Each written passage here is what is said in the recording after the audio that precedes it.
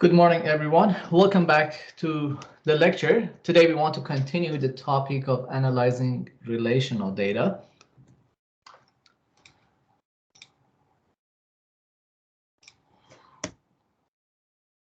Last time, we talked about online transaction processing databases that are good for end users, and we saw that on the other end of the spectrum, we have data warehouse and data lake for data scientists, and we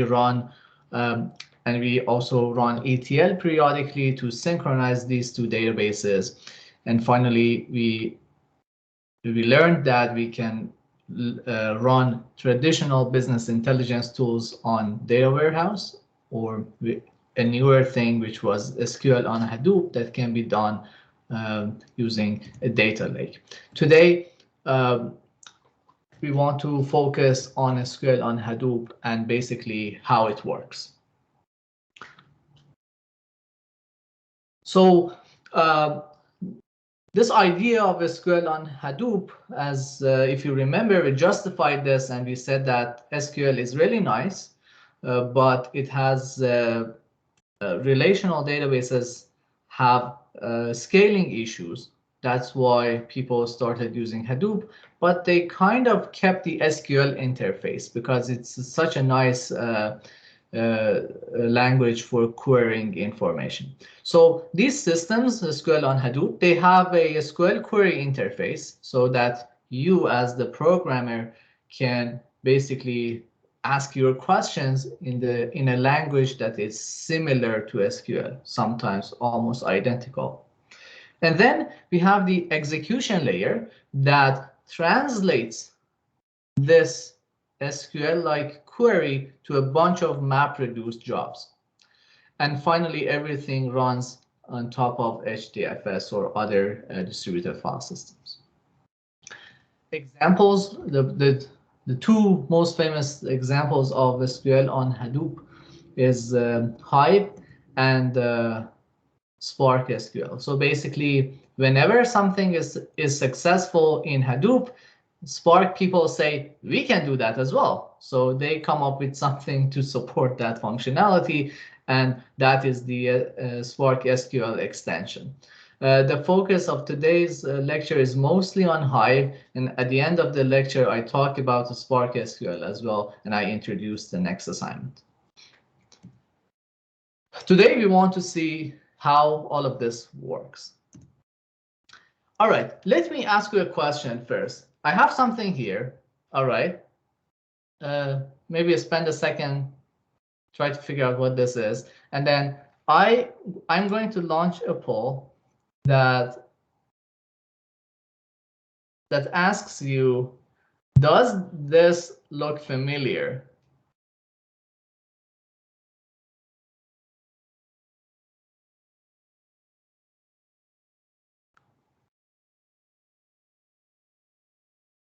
I don't want you to exactly figure out what's going on, but the whole thing, does it look familiar? If I give you like 5 minutes, you will figure out what this is.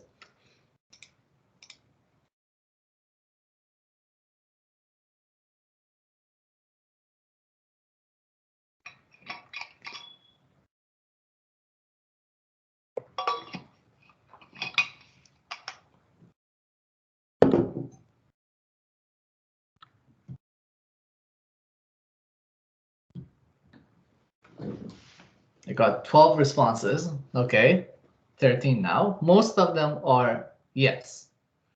And you think this is SQL probably. If you took databases, this should be familiar to you.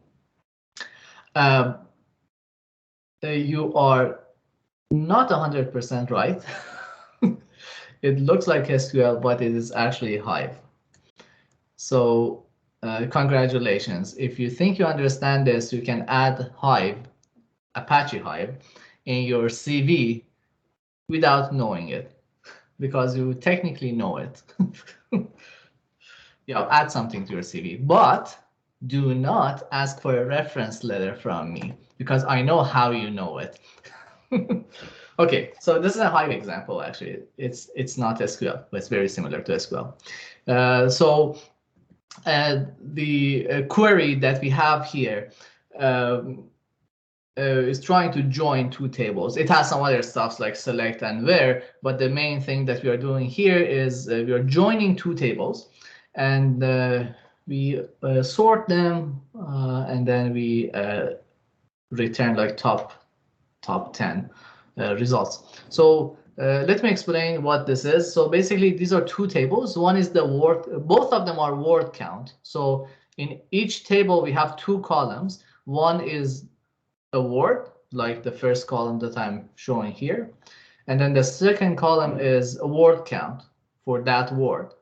The first table does this on one of the Shakespeare texts, and the other one on Bible. Okay, so we have two files, word and word count in each of them. And what we want to do, we want to join them based on the join key, which is the word, right? So for example, a word like the appears in both Shakespeare text and Bible. So what we want to do is basically we want to join this so that we have, for example, the first column is the word, the second one is word count in the Shakespeare, and the third column is the word count in the Bible. Okay, so that's what we want to do, and it's a classical example of joining, right?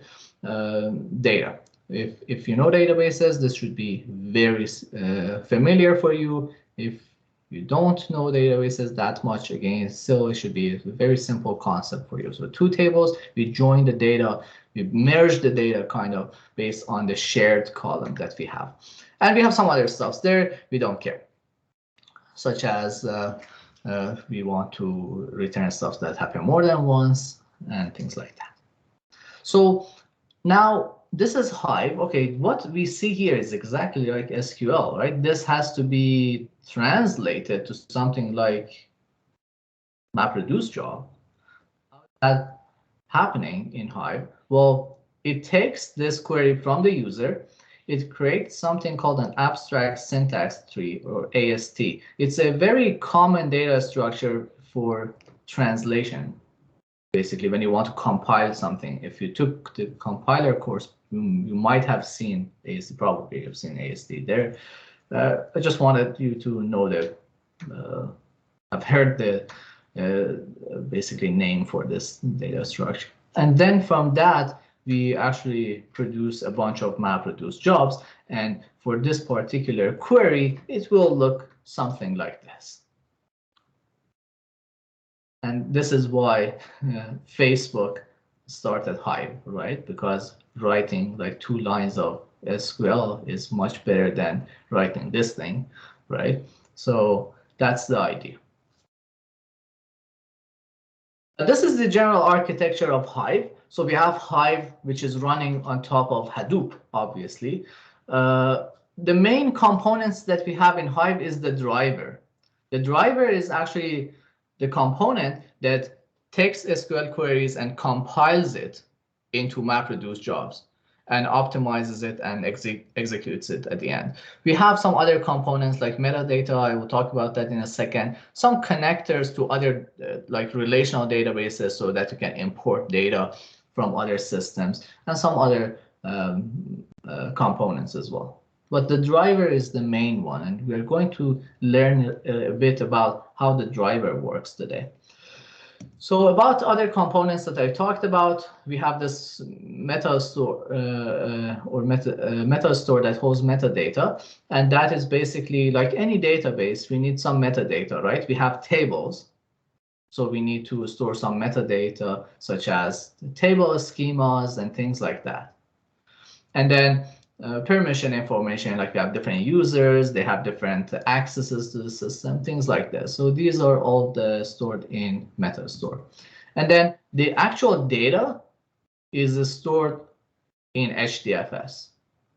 Again, this is a lot of data. This is big data, right? So we need HDFS. So the way it's structured, it's actually pretty interesting. So every table has its own directory in HDFS.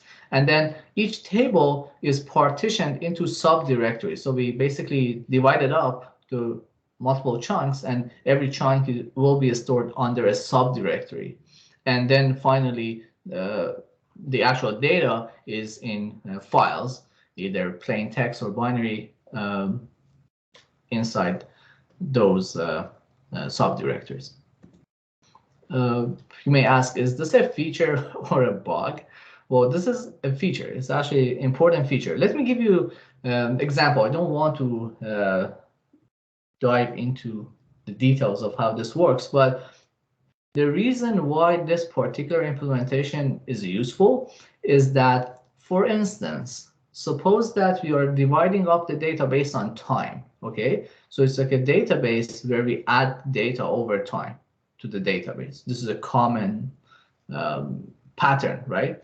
So we add stuff to the table over time, and we are dividing up this table based on time. So we are sorting stuff based on time, and we divide the stuff. For example, year 2019 in this file, 2020 in this file, and 2021 in the other file.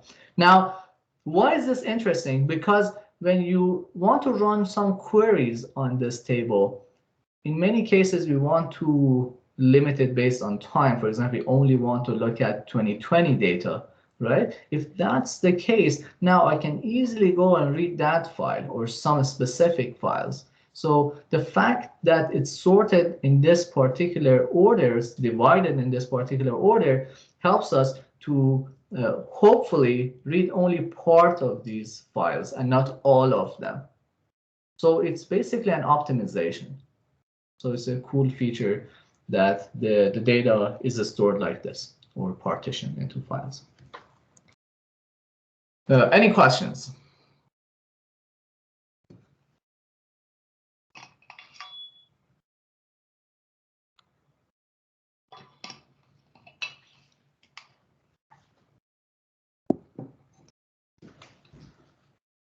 Are we happy? All right. So let's move on to the next component. So for most of the lecture, I'm going to talk about how to make like common relational data operations. So how to convert common relational databases operations to MapReduce, right? Because we want to see how Hive works. So what common operations do we have in relational databases? Things like projection, selection, I'm going to talk about these, and then some other operations such as join, group by, aggregation. So if you have worked with SQL, you know that you work with these kind of operations a lot, and we had some of these in the example that I showed you. So Hive needs to have a translation for these, right? Hive needs to know if we have a join, how should we MapReduce it? If we have a projection, how should we MapReduce it? So I'm going to talk about these things. First, about the primitives quickly, and most of the lecture will be on join, because join is a very important operation, and it's one of the heaviest operations. So we have to make sure that we have proper implementation of it in MapReduce. So that's the plan for today. Let's start with the first operation. The first operation is called selection. Okay, how does it work? Again, in my examples, I'm going to show things like this, and this means this is a table. Okay, so we have different columns. Okay, for example, a student name, student ID, their grade in this course, things like this. And then different rows are for different students, right? So it's a table with rows and columns. Now, the selection operation says, I want to keep the rows that match this particular condition. So the green square, I want to keep the ones that have green square, right? Or for example, it can be things like, give me the rows that, or the students who failed the course, right? So I have a condition that if the grade is under 50, I want to see those. So that's called selection. Now, this can be actually confusing for you a little bit if you know SQL. So let me see if that's the case. So I'm going to launch another poll, and it asks you, what is this operation in SQL? So if you know SQL, please answer this question. And the options or choices are, again, the question is, what is this operation in SQL? The options are where, select, limit, group by.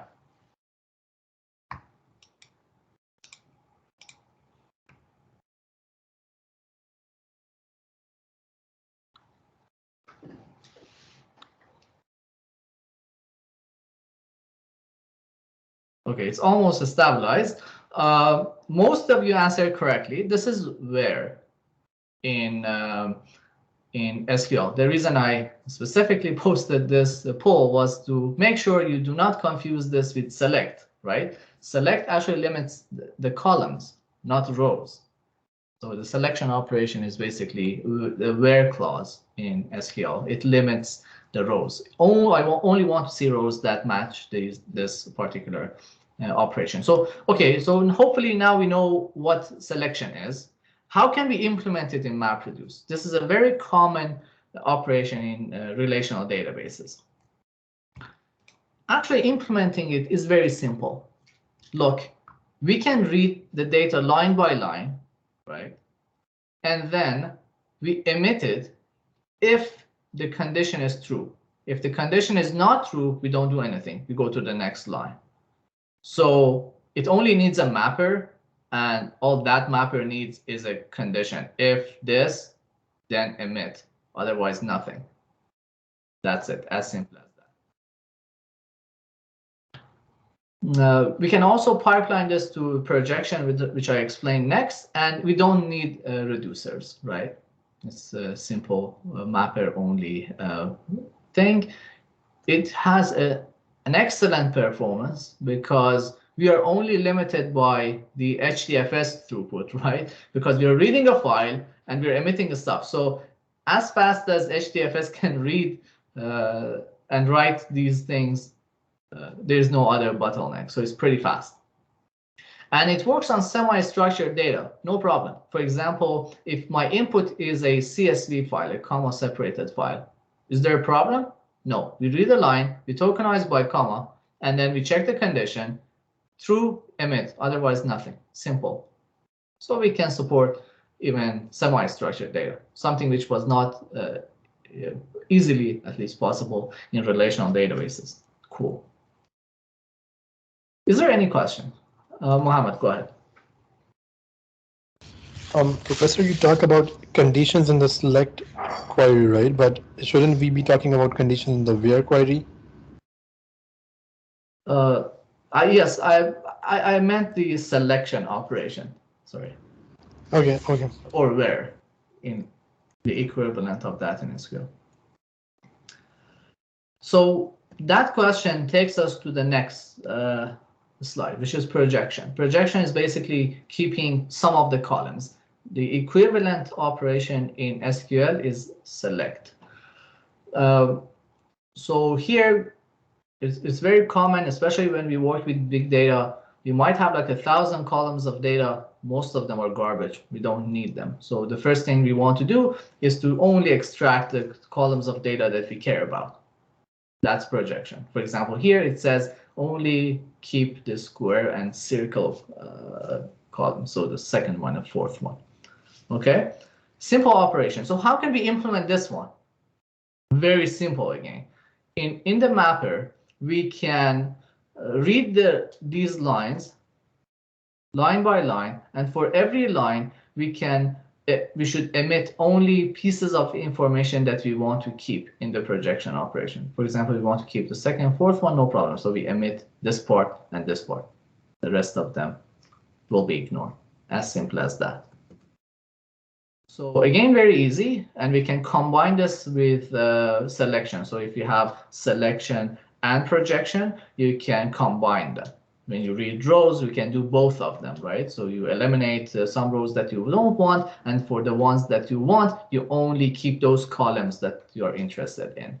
Okay, reducers are not necessary again. You have to be careful because the index of the columns change in your program. So this is just a bookkeeping kind of thing that you have to be careful of. For example, when you eliminate some columns, the index changes, right? Previously, this column was like the 5th column. Now it's the 2nd column, things like this. You have to be careful about these things. Again, the performance is awesome. It's only bounded by how fast we can read and write from and to HDFS.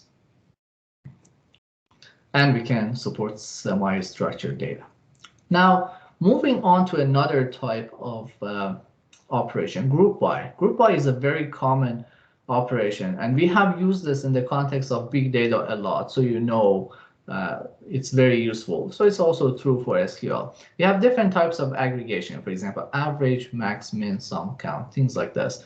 For instance, I have the data for like all the faculty members in the University of Waterloo. I want to know the average age of each of faculty members in each department. So this is something that we can easily do in SQL. So we can just say, basically select this column and then average of the age, that's it. So it gives me for every department a number, which is the average of the age of the faculty members.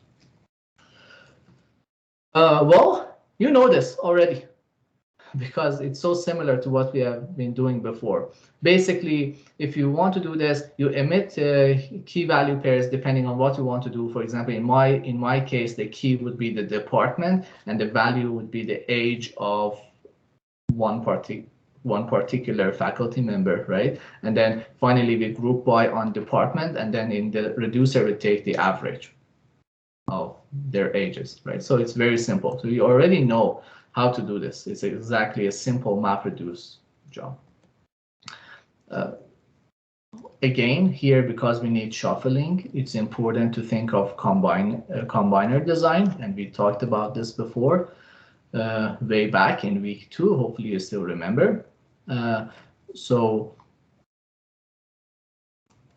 if you remember, we talked about finding average of integers associated with the same key, and the equivalent SQL of that would be something like select key, average value, something like that, something very simple in SQL. So we have to think about combiner design, and we already know this. These are just for reminding you. We talked about different versions of computing the average and designing combiners for it, right? So different things. This is just a reminder.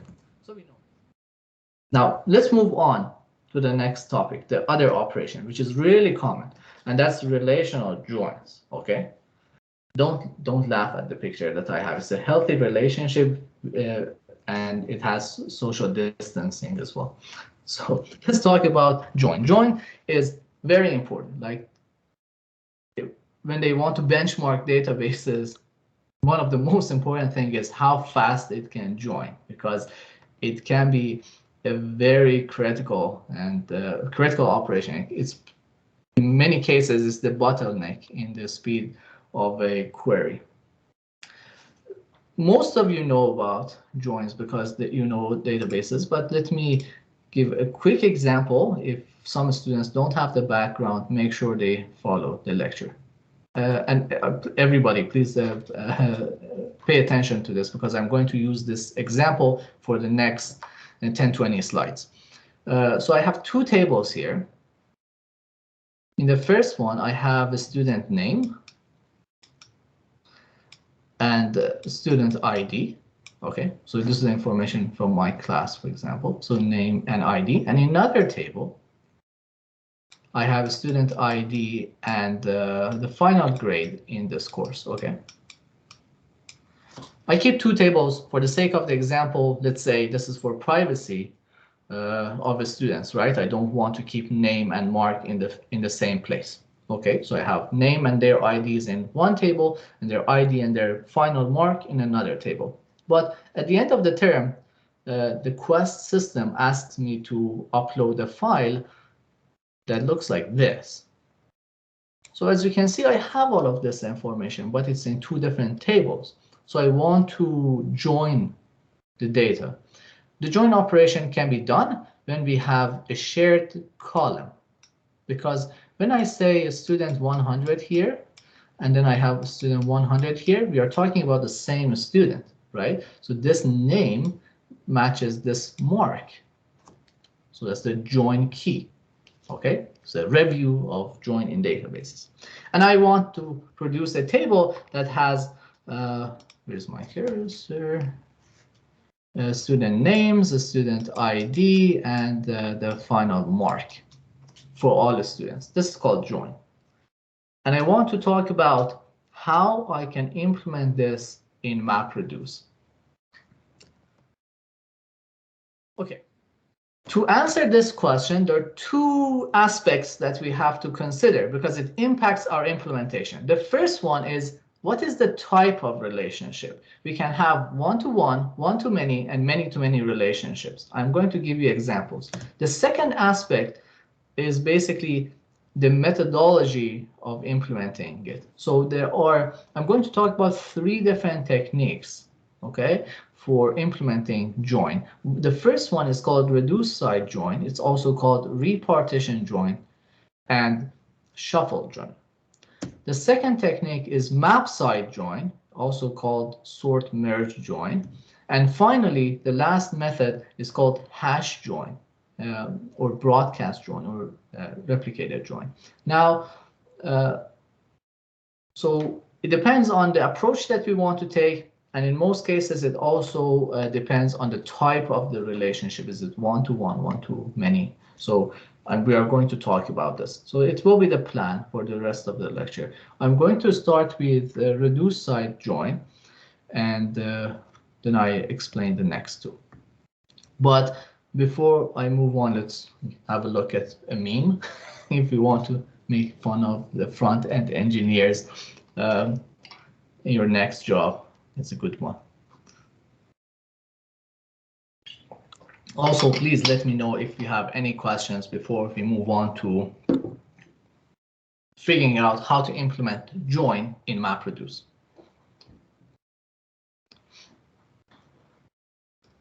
Everyone's happy? You're good?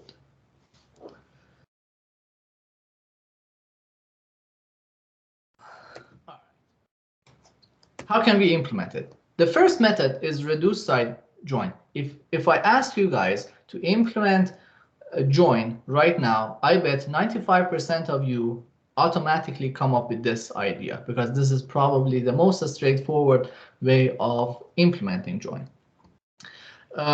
And before I just skip the text, because I'm going to explain it on the figure on the next slide. This method depends on the type of the implementation. Is it one-to-one or one-to-many or many-to-many? So let's see the one-to-one join example first, which is the simplest example. So reduce side join using one-to-one mapping. So if you remember from my example, I have 2 tables. One is student name and ID, and the other one is mark and ID. So just to remember, so again, this is name. Sorry for my bad handwriting. And then here's ID. So these are my 2 tables, but I'm showing them in one place. So this first table, this is the second table, and then final mark. So an example, a one-to-one relationship example is student name and final mark. Okay, so here a particular student, okay, not the name, because we can have a name appearing multiple times in a class, like forget about that case. A particular student can have only one mark,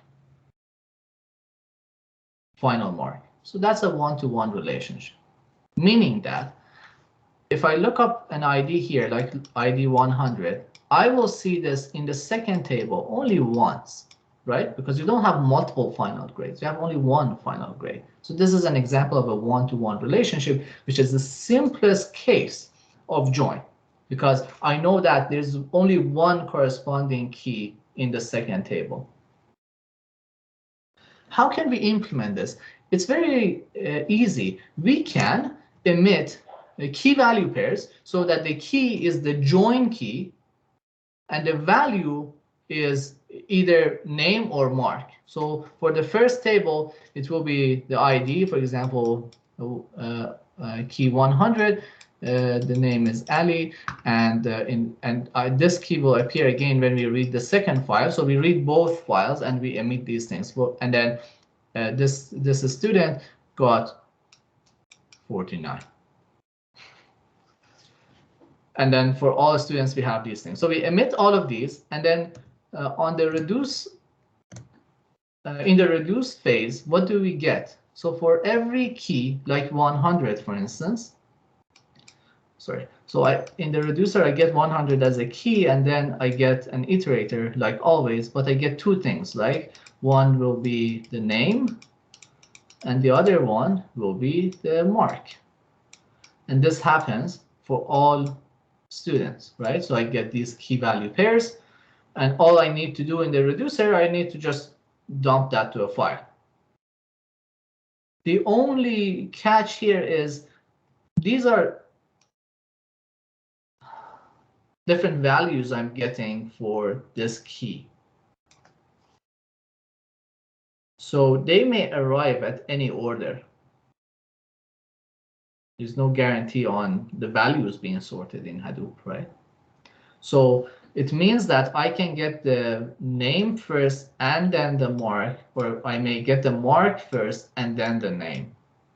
Supposing that both of these are like a string, right? So they can arrive at any order, let's say. Or it doesn't matter because the values can arrive at any order. So so that's the issue, and this can be fixed easily. So this is basically return. Actually, going back to the comment that we have here, that when you emit these things, you have to, because the computer is idiot, right? It's like it cannot figure out that this is the name, this is the mark, because as I said, let's say both of them are strings, right? So you need to attach a tag to it. So somehow this should be a data structure that tells it, hey, this is the name, this is the mark. So you have some sort of metadata you add to it, right? It can be a struct, for example, or something like that, or a class that says, hey, this is the mark and this is the value. So that here, when we get these things, the reducer can figure out, is this the mark or the name? And then how can we fix the order issue? Simple, buffer both of them and then write them to disk with the correct ordering, whatever ordering you care about. For example, first the name and then the mark, or the other way around. But we want a particular order because it shouldn't be a mess. It shouldn't be random. So here buffering is fine because we know that for every key, like 100, I'm going to get only two things, the name and the mark. So this is totally safe to do buffering. It's absolutely fine. And then you figure out which one is the mark, which one is the grade, and you write it to disk. Pretty simple. To be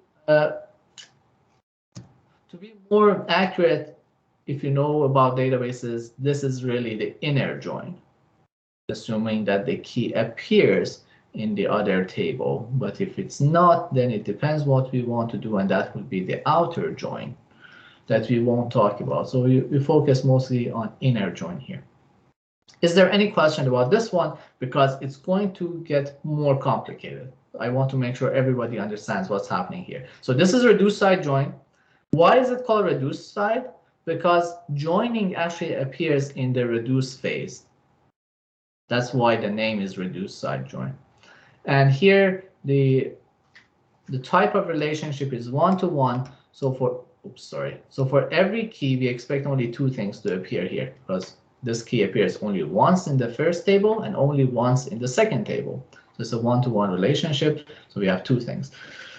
Someone has a question, but I don't see his or her name. James, go ahead. Oh, yes. I just had a quick question. When you said this is essentially in a join, are we then just assuming that there for each student ID they'll have, since it's a one-to-one relationship, both a name in like the name table and a mark in the mark table? Or is it possible, like in this case, what would we do if it, say, like we in the reduced phase we see it only has like a name or only has a mark? Do we just drop the record and not admit it? Or yeah, so we can do both, right? So if we want to do inner join, we can drop it. So if we only get one of these for a key, we drop it. And then if we want to do outer join, we write anyways. Okay. So for some records, we won't have the mark or the name. Okay, so it's up to us. Okay, cool. Thanks. No problem. Good question. Is there any other question?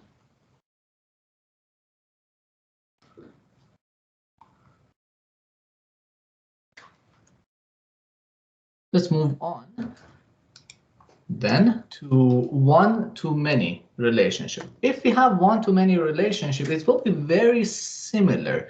Let me change my example to see. So I here in the first table, I still have name and ID. So that's the one part. Now the many part, in the second table, Now, let's say instead of the final grade, I want to keep track of your assignment marks. So do you agree that for every student, I get multiple marks, right? I have A0, A1, A2, etc.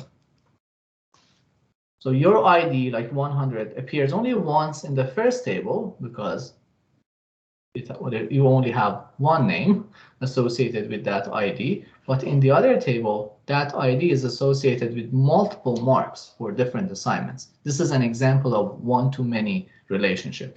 So I want to do a join. Okay, so I want to figure out, for example, student name, ID, and then all of the student marks. How can we do this? The map phase does not change. And I'm not showing the other student because previously we had the green ID as well. So I'm only keeping the pink one because to keep my slides cleaner. So this happens for all the students. So we emit keys again, IDs, and then one will be the name of the student and the rest of them will be the assignment marks. And then at the end, I want to get something like this. So the key, student 100, the name is Ali, the marks are like 50, 60 for the different assignments that we had. Okay. Now, everything is pretty much like before, like one-to-one relationship, but there is a problem here.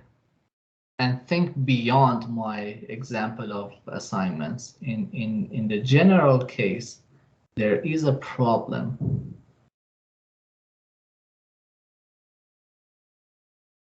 Basically, in the reduce phase, things can go wrong.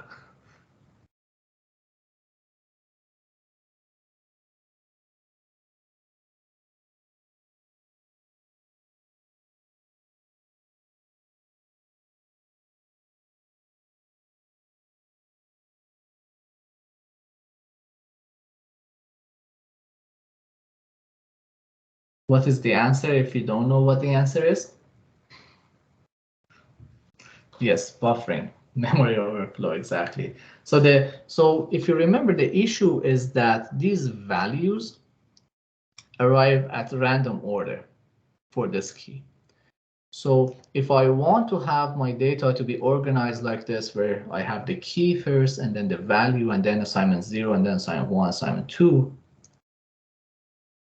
I will get them in random orders. And my solution in the previous case, one-to-one relationship, was to buffer them because you're going to get two things only. One was the name and the other one was the mark. But here, we're going to get, yes, one from the first table, but n items from the other table. In my simple example of having like 8, 9 assignments, it's fine because I know that, look, I will buffer like 10 things and I won't have a memory overflow. But we cannot claim that this is a general solution right now, because if there are many, many items associated with this ID in the second table and we keep buffering them, we might have memory overflow. So buffering is not a good option here in general. Okay, so we need to fix this problem. How? We need to get rid of buffering, and the reason we are buffering here is that we want to sort them in a particular order when we want to write them to disk. So can we ask the framework to do the sorting for us so that when we get the data, they are already sorted so that we don't need to buffer them? That's possible using secondary sorting. We have seen this before, so this is the second time or the third time we're looking at this, so I'm going to skip this. And the idea here is being, in some cases, we have a key and values like this, where it is key value pair or like tuples in general. And what we care about is that we want the data to be sorted based on some part of the value as well, which doesn't happen automatically. So in secondary sorting, we said we change the data structure in a way that that part of the data in the value that has to be sorted is moved to be part of the key. So here, these VIs are moved to be part of the key. Now the key, instead of being a single thing, is a tuple. And now what happens is the framework will sort based on the first column and then the second column here. So it's automatically sorted for us. We want to apply this technique to this problem, to solve the buffering issue. Again, like before, and CS 451 students also have seen this in their assignments, the issue is that this is nice because when I'm the reducer for key K, I get all of that data in one call to the reduce function, right? So all of this data is passed to me in one function call. But the issue is that as soon as you make the keys like this is a different key than this one and this one. So first, in the first call to the reduce function, I get this. In the second call, I get this. So basically, the same data is now received in multiple calls. So we have to make sure that we keep this state so that we say, yeah, all of these belong to K. So we can basically keep track of these things. So values arrive in sorted order using this technique, but we have to make sure that we preserve the state across multiple keys because they belong to the same concept, or here in this case, same student. And we have to make sure that we partition correctly so that all of these this data that belong to K goes to the same reducer. Again, we have seen this before. So how can we solve? How does the problem change? Now, if you remember, I said these things like name and mark for like A0, A1, they have some tag, right? So that the reducer knows what is this thing that I got. And that tag is that thing that we want to sort based on. For example, we want to say first the name should appear, and then A0 should appear, and then A1 should appear in the order. So that tag is basically our sorting metric. So we can move that to be part of the key. So instead of just like a student ID like 100, I also get a tag which tells me, hey, this is the name. And then for the next one I get again for this is student 100, I get something like, hey, this is like A0 mark, so that I know what it is. And now if I select my tags in a smart way, everything will be sorted correctly. Like a simple example can be, I can say instead of n, I can say 0 for the name, and then for the first assignment it's 1, for the second assignment 2 and 3, so that when the framework sorts it for me, it arrives at the correct order. So I get the name first, and then the first assignment, the second assignment, third assignment. Or you can just come up with like a string instead of integer, but it can be something simple like an integer to represent what data it is, okay? Now, things are a little bit more complicated than before, because previously we had that pink key, which is 100, and all of the information related to that key. But now we are getting that data across multiple calls to the reduce function. So we have to keep track of what's going on. So first we get the name. We know that, okay, we start processing the data for a new student.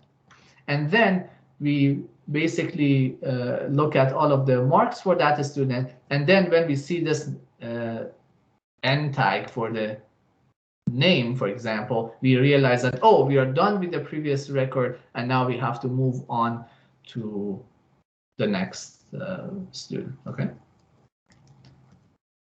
We process that, and this process actually continues. Any questions about this? I'm going to quickly talk about the many-to-many relationship. This was one-to-many. Now I'm going to talk about many-to-many relationship, which is very similar to this. So I want to make sure that you understand it.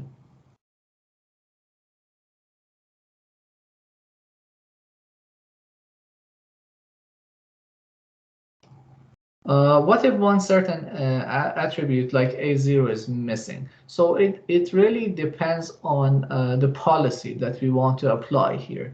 You can ignore it. You can have some default thing for it, such as not completed tag for it. and then you write it. So if you don't get A0, you put not complete. Or your policy might be if something is incomplete, you do not write it, so you ignore it. Good question.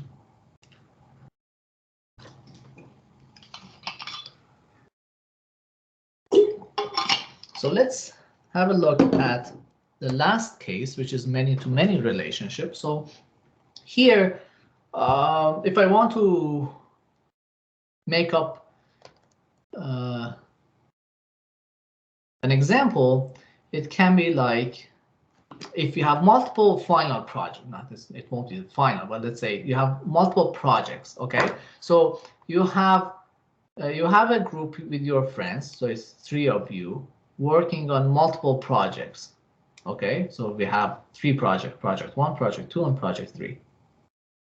This will be an example of many-to-many relationship. So I will have, for example, the 100, 101, and 102, for example, with different names, right? Working on, and then the same IDs appear here, and then this will be their mark in the first project, second project, and third project. So how can we implement this? Exactly like before. We can do the same idea. We can use the secondary sorting so that things arrive in the correct order, so that we don't have to sort them in the reducer. So here it's more complex because before at least one end of it was 1. So we only had something appear once in the first table. What here it appears multiple times. So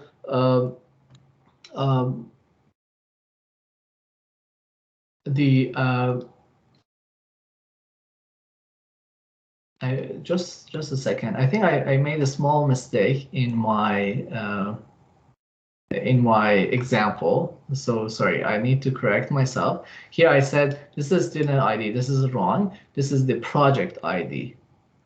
Okay, sorry. So, and all of them is the same, right? All of these are a square, like pink square, so they have the same value. So for example, project 100, okay, has these members, 3 members, 3 names, for instance. Okay, so this can be name. And then the same, and then for, again, I think my, I forgot my example here, sorry.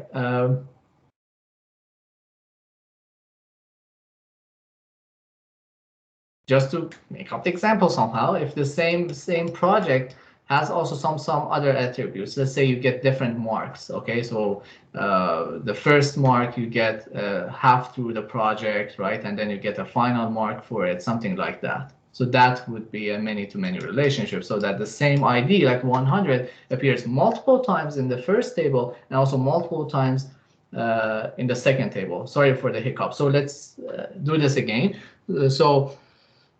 This project can have different names because there are multiple students associated with that project, and then there are multiple grades, for example, associated to that project. Okay, so like one the first quarter, and then half through the project, and then a final mark, something like that. Okay, I think finally it's done. Or another example can be if your assignments could be done in groups, it would be something like that. Okay, many-to-many relationship. Then we have different names to a group, and each group has different grades for different assignments, A1, A2, A3. Okay, sorry for the hiccup. So we hold the first information, piece of information from the first table in memory, and then we do the same thing. We process data in the second table. The issue with this is this thing. This is a many-to-many relationship. So if this ID, for instance, appears many times in the first table, we run into problems because we cannot hold it in memory, right? In the general case. So the way we fix this, there isn't a clean solution, or there isn't basically a solution for it, but you have to be careful when you use this. So if you have 2 tables, okay, you should, the blue one, this one, should be the smaller table, so that you don't run into memory issues. So basically the answer to this is that you have to be careful to make sure that you don't have memory overflow. And typically by holding the data from the smaller table in memory, it can be avoided. So you have to basically come up with these labels in a way that the data that belongs to the smaller table arrives first, and then the data from the bigger table. The bigger table is no problem. We can just process them one by one, and we don't keep anything in memory. Okay.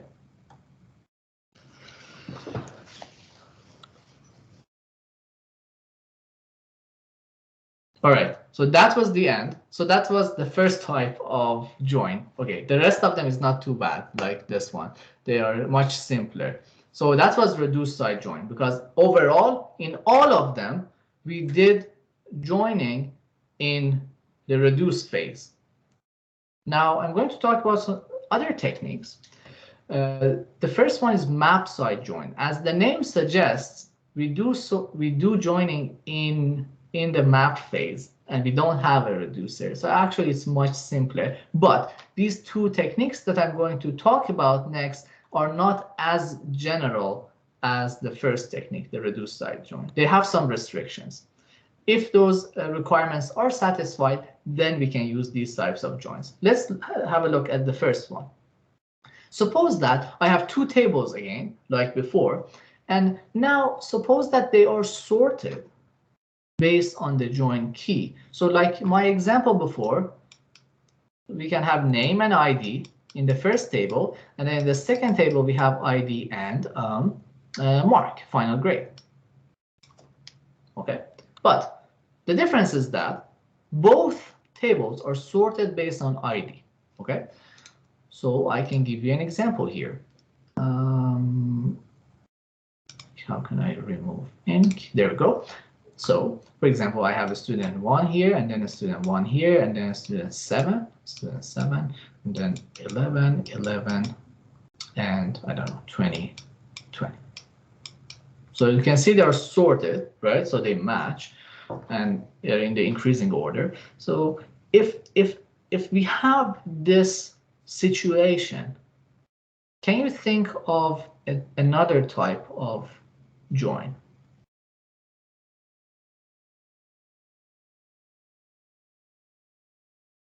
Can we do joining in a more efficient way rather than emitting these key value pairs and then we combine them kind of in the reduced phase, write them to the disk? We should be able to do this only using a single map without the need for a reducer. Can you think of a solution?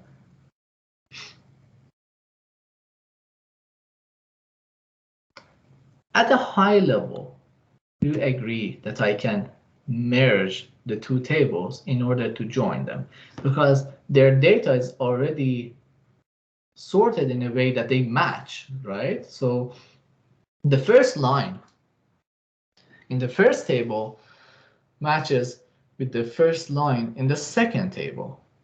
Because they're sorted, only this happens because they're sorted. Now, we can use this property to perform a particular type of join called Mapside join. How does it work? One of these tables will be the input to the mapper. So basically, Hadoop reads these line by line and passes it to the mapper. Okay, so first, in the first call, I received this data, right? For student 1. Now, what I do in Mapside join, I need to join it with the other table. So I open this file or table as normal IO, like in Java, for example, Python, whatever. Just regular IO. And I read the first line. Because of this property, I know that if I read the first line, it is actually the data that I'm looking for. Otherwise, if it's not sorted, I had to go through the entire file to find the corresponding key. I have to find where 1 is. But here, I know that it's the first entry because that one is also sorted. So I read the first line, and I already provided this data by Hadoop. So then I combine them basically, and I write them to disk. I emit it the way I want. Then next time Hadoop gives me this data, and I look up in the second file, then I read the next line, regular IO. This is not big data stuff. Regular IO, I read the next one, and 7 is there because that one is also sorted. So I can emit this. So Hadoop reads one of these files for you and give you a line each time, and you have also opened the file regular IO, and you are reading from that file. So you can join them by simply merging the files like this. You may ask, wait a second, this is single machine. The whole idea is to be able to scale this to 100 machines, for example. Can we do that? Can we have a parallelized version? Sure. We need co-partitioning. How? I told you that the files need to be sorted. Now, after you sort, you can basically divide it to different chunks. For example, the first file goes from 1 to 1000, right? And the second one goes from 1001 to 2000, let's say. In my example, I have only 2 chunks, 2 partitions, but you can generalize this to any number of partitions. So co-partitioning means that if a key like 7 is here, I know that that key can be found in the corresponding partition. So it's not like 7 is here, but this 7 in the other table is here. No, it's in the same partition. So that's co-partitioning, and we have seen it before a little bit. So that's the idea. So if one is here, one should be here in the second, in the corresponding partition, which is on this machine. So this one can be server 1, and this one can be server 2, and then they can perform this join independently, right? Because each of them is responsible for its own keys that don't appear on the other machine. So we can do this by sorting and partitioning. So this is the parallelized version of this. So we can have like 100 servers, each of them is joining part of the file, and then at the end we can just concatenate the results of all of these mappers. Make sense? So this is Mapside join.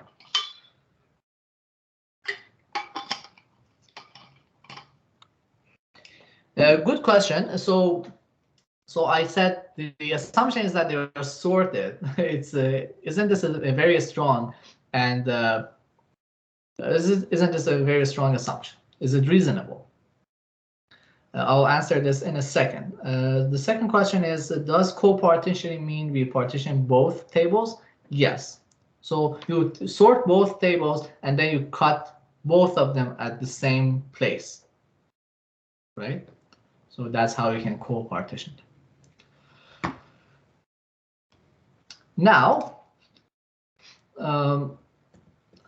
moving on. So here the assumption, this has an assumption. So it's not as general as the reduced side join. So we need co-partitioning and sorting. Is this, so basically it's simpler than the previous technique. It has no reducer. It's much faster, no shuffling required. But is it a realistic assumption? Yes, because in most cases, the data that we are processing is coming from a previous step. As I will explain next, we typically have a chain of operations, because when you want to basically create MapReduce jobs from an SQL query, the SQL query requires like multiple operations in order to get the final result. And this join might be somewhere in that chain of operations, and it might be possible for us to sort the data in the previous step so that we can use Mapside join in the next step. If that's the case, we can do it, and it happens in many cases. But if we want to basically merge, if you want to join 2 arbitrary tables, we cannot use Mapside join because they are not sorted, basically. The final method is hash join. This one, also called broadcast or replicated join, is very simple. It says, hey, in some cases, one of the tables that we are joining is very small. That happens sometimes. Only one table is big data. The other table is not big data. It's only like 100 megabytes, for example, but the other one is like 1 petabyte. Is there an efficient join for such a case? Yes. Again, the restriction is that one table should be much smaller than the other one, and it should fit in memory. Okay. And in some cases it happens. One table is just like metadata kind of thing, so it's very small, but the other table has like the actual data, so it's really big. The implementation is very interesting. So you distribute the small table to all of the nodes. Okay, so you copy it basically to all of the nodes. And then what you do, you load that table into the memory as a dictionary, for example. And then you start processing your big data file. How? You read the stuffs and you want to join with the other one. The other one's already in memory. So you can simply query that dictionary and say, hey, give me the value for this key. And it gives you the value and you join. You move on to the next entry. You ask the dictionary, hey, give me the value for this other key. Say, okay, there you go. And then you join and you move on. So your mappers will read the big data file line by line. For every line, ask the dictionary, what is the corresponding value for this key, and you can just do that in the mapper again. It's very fast. I got the question, so let's answer this before moving on. So for map join, what if one table has an ID that the other does not? Does the mapper just continue reading the next line until the ID matches again? Exactly. So you can do this, and the beauty of this approach is that if I read the other file, so I'm looking for 100, and I read the other file, and the next line is 101 instead of 100. I know that it's missing it because it's sorted. If I had 100, it should be there. It's not there. So I read a bigger value. So I can move on. If it's inner join, I can move on. I ignore this. I move to the next one. My next one is 101, which will match with the other file. Now, the interesting thing is that you may read something and it's a smaller value than what you have. Then it means that you were missing something.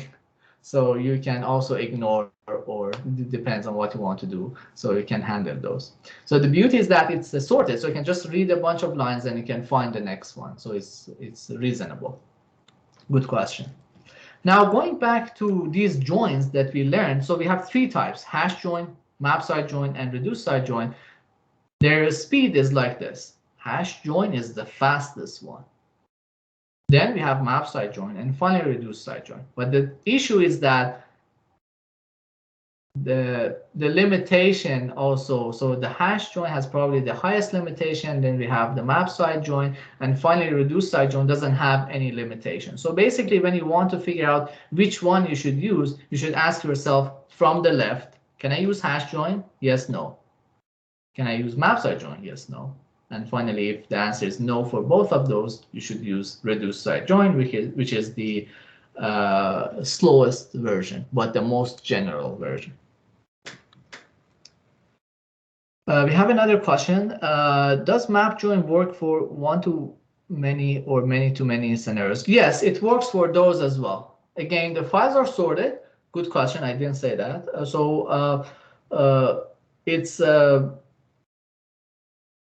It's basically you can read both of them. So it's, for example, one-to-many. You read something from the first one and then you read multiple ones in the second one, or it can be the other way around as well, or many-to-many. Since they are sorted, it's doable. So we have to pay attention to the limitations that these techniques have, and now we know the order of their speed, so we pick the fastest one possible. Now, this is basically how SQL on Hadoop works. We talked about some of the basic and most common operations that they have in order to basically convert them to MapReduce jobs. Now, the question is, okay, we learned some operations, but a query, an SQL query is a combination of some of these operations. We have select, we have where, we have all sorts of things in it. It's not just one operation. Okay, I know how to transform that one operation to MapReduce, but it's a bunch of things. How can we actually do this? Now, let's put everything together, everything that we learned. Suppose that we have a query like this here. We have two tables, big one, big two, and they're really big tables. And then another table is small, really small table. So what we are doing here, we are joining the big tables, and then we join the result of that with the small table. And then we also have a where clause. So we are not interested in all of the rows, but some rows that satisfy these requirements here. And finally, we don't want all of the columns. We only want the fx column from the big one table, fy from the big two table, and fz from the third one. Okay, so that's the query. It's a simple but very common query. How does Hive translate this? First, it comes up with a logical plan. It's actually what I just explained, right? So we have big one, big two table, so we need to join them. And then we need to join the result of that with the small table. And we have to take care of select and project, because we only care about some rows and some columns, right? Now, this is nice. This tells me what I need to do, but it's not very optimized. Why? Because look, big one, big two have a ton of data. You are going to join them, which will be a nightmare, only to finally remove some of the rows or some of the columns, right? That was really stupid, right? Why should I carry forward all of that data only to remove them at the end? Can't we remove the data in the beginning so that my join is lighter? Sure. So we can move these project and select that you want to do at the end of the day at the beginning, so that you basically apply this, say, hey, I'm only interested in these columns and I'm only interested in these rows. So that filters out a ton of data, which is nice. That then this join becomes much faster. Should I do something like this on a small table as well? You can, but it doesn't matter because that's a small table. Okay. So then you join, and now the difference between this one and previous one is that this join is happening on a much smaller tables, so it will be much faster. So that's called optimization. So first we come up with the logical plan, and then we optimize the logical plan. And finally, okay, this is not yet translation to MapReduce. The final step is that, okay, from this, how can we come up with MapReduce stuffs and what we just learned about? Because look, for example, this join, we just learned that there are different types of joins. So if I want to implement this in MapReduce, I have to figure out which one is the best. So I need to select the physical plan, and that's basically answering these questions. So here, if you think about this, here we have two big tables, and probably they are not sorted, so we cannot use Mapside join. Both of them are big, so we cannot use hash join, so reduced side join is fine. Then here, the result of this will be a big table, probably, which is going to be joined with a small table. Oh, okay, that's interesting. So maybe hash join is the best case here, because one table is very small. So that's basically the physical plan. So it will be translated to something like this. Those project and selection operations will be basically a scan in MapReduce. So you read the files and you filter out the data that you don't want. And then you perform shuffle join, it's same as reduce, a different name for reduced side join. And then you hash join it with the small table. And then sync is basically writing the stuff to disk. So this is a physical plan. In terms of MapReduce, so this part will be a MapReduce job on its own because it is a reduced side join. So it needs both map and reduce. And then here, after that, the result of that can be basically processed in a single map basically we read the result of this one, and then we read the small one, and we use hash join, and then the result of that will be written to disk. If you think more about it, we can optimize the physical plan a little bit, because if something can be done in a reduce and then the rest of it is a map, you can basically do the rest of the stuffs in the map.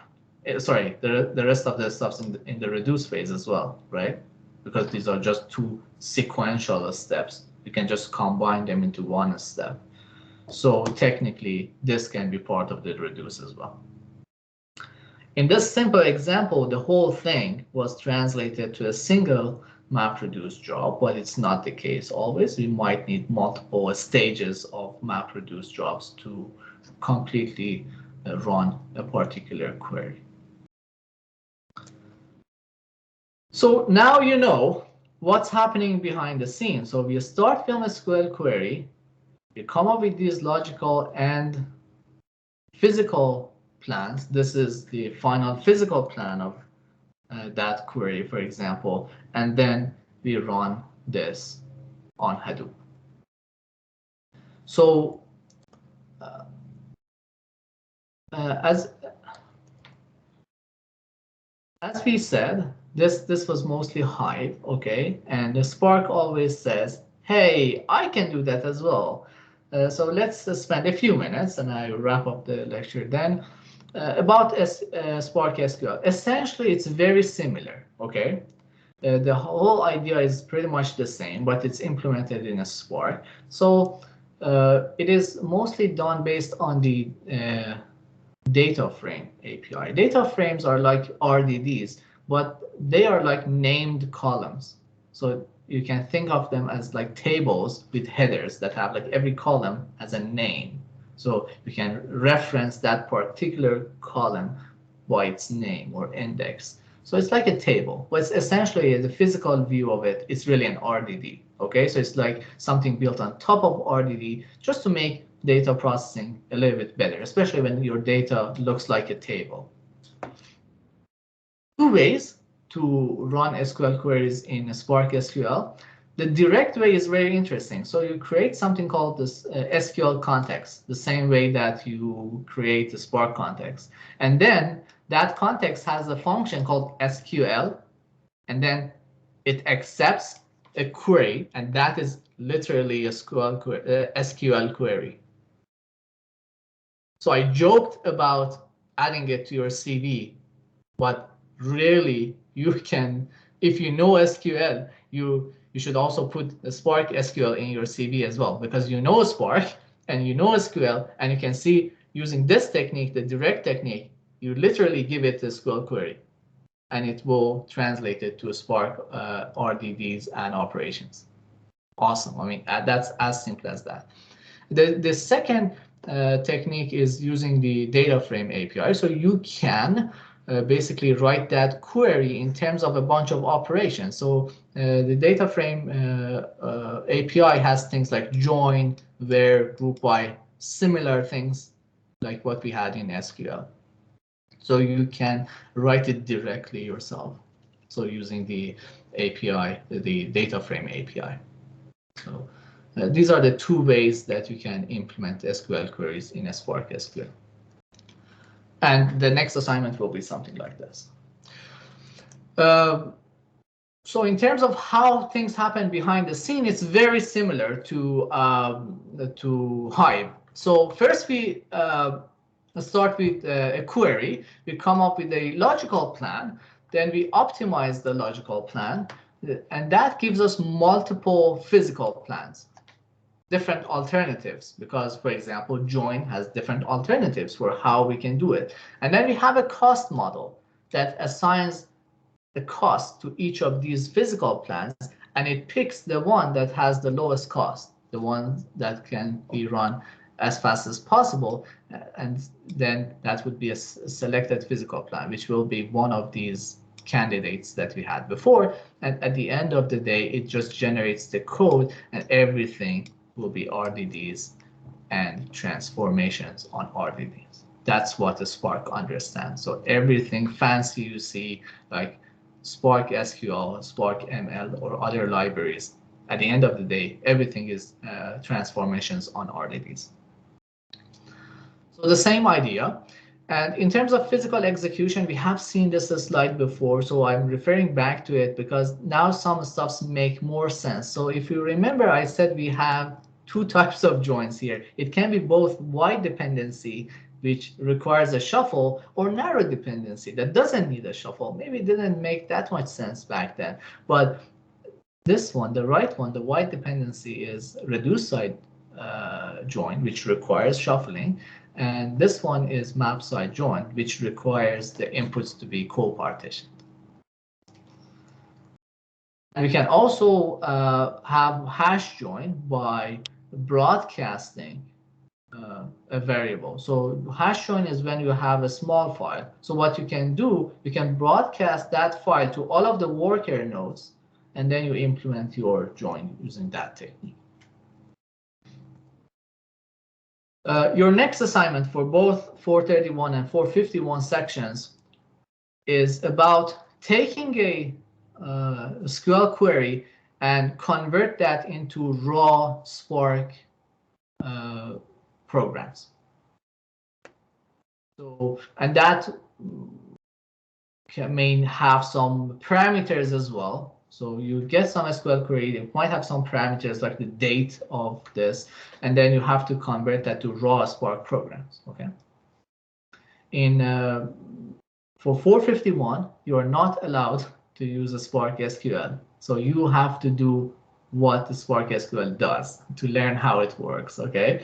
There is also an exception that you use a Spark SQL to read a specific file format, but other than that, you should write the stuffs in raw Spark programs using RDBs, okay?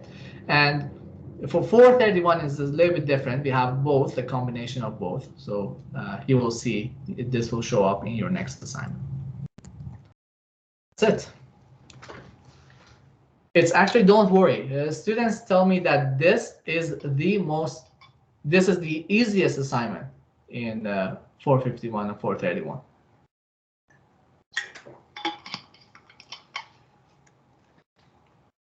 So I have a question. Which one is more commonly used in industry? Original Spark or Spark SQL? It depends on what they do. So if it's something like Facebook, if they used to SQL and their data is like tables and things like that, then it's Spark SQL. Another question, is the Spark SQL slower? If yes, how much? Slower compared to what?